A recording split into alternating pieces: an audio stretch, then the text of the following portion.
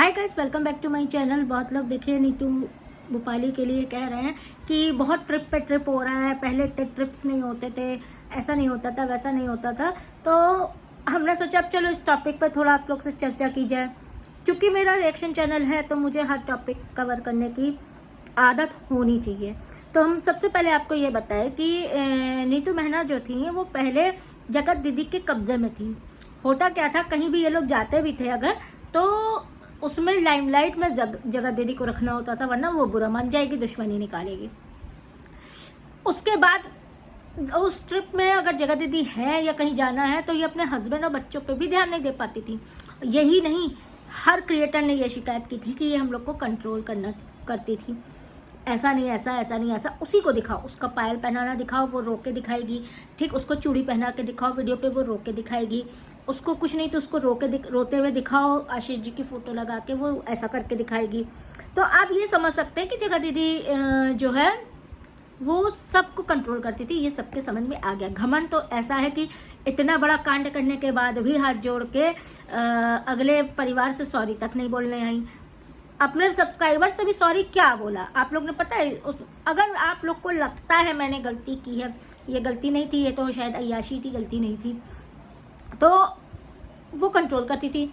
अच्छा, फिर जो भोपाली है इनके पास पैसा कम होता था, इनके घर की ज़रूरतें होती थी, जो भी कमाई आती थी घर वाले ले लेते थे।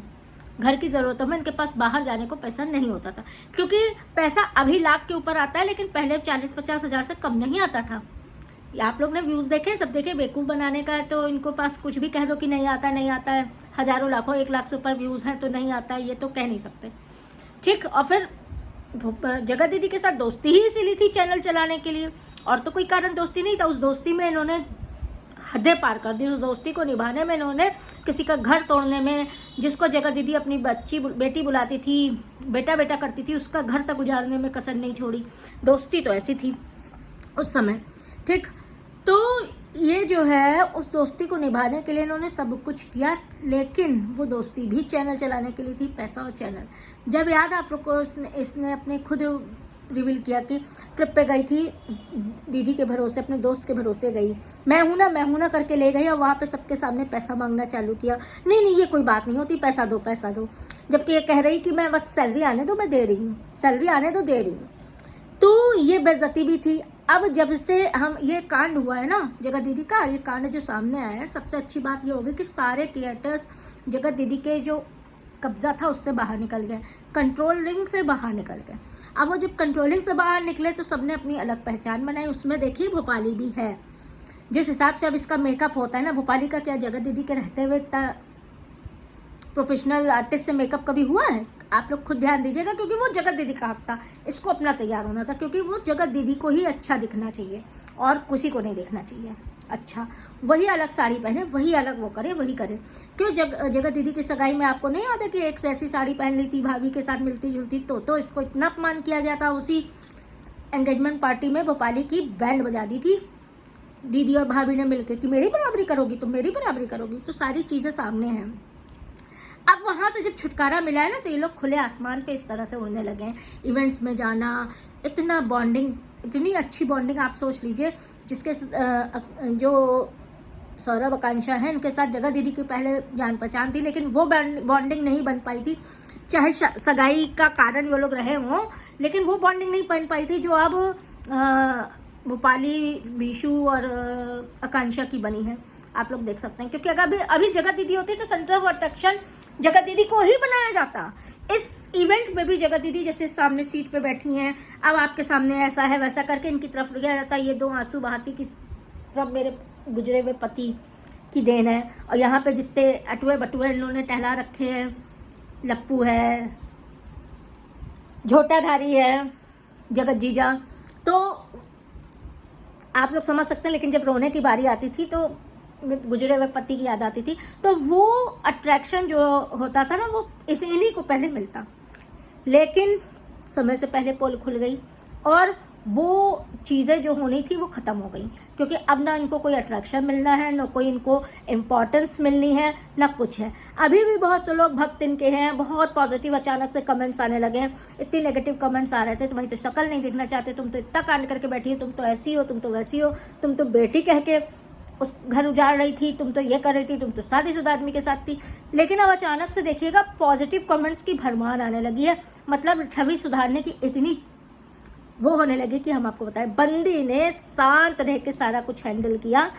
एक बार आके उसने माफ़ी नहीं मांगी, जिसका घर उजाड़ रही थी उससे भी नहीं, बल्कि उल्टा कह दिया तुम्हारा पति तो मेरे साथ चलने के लिए तैयार था। मतलब हद हो गई। तो भोपाली की बात करते हैं हम, कहाँ बीच में उनकी आ गई।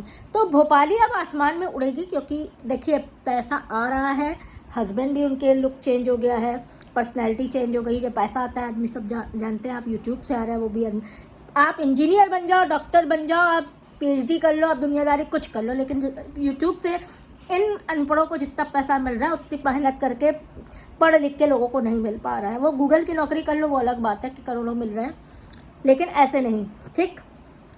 तो अब इन लोग की पर्सनैलिटी चेंज हुई है, अब इन लोग का घूमना फिरना होगा। ये जो ट्रिप्स अब हो रहे हैं ना, पहले नहीं होते थे, ये तो आप लोग भी देख रहे हैं, अब ट्रिप्स है, ट्रिप पे ट्रिप्स है, लुक्स पे भी चेंज हो रहा है, सब कुछ चेंज हो रहा है, सब बहुत चीज़ें हो रही हैं। लेकिन कभी भी क्या कोई भूलेगा कि दोस्ती में इन्होंने क्या क्या किया था? कभी भी कोई भूलेगा कि कैसे ये पहरेदारी करती थी, कैसे ये वो दीदी की तरफ से फ़ोन करके धमकाती थी कि रील मत बनाना साथ में, रील फिर बना के डाल दी, अभी वो गुस्साएगी।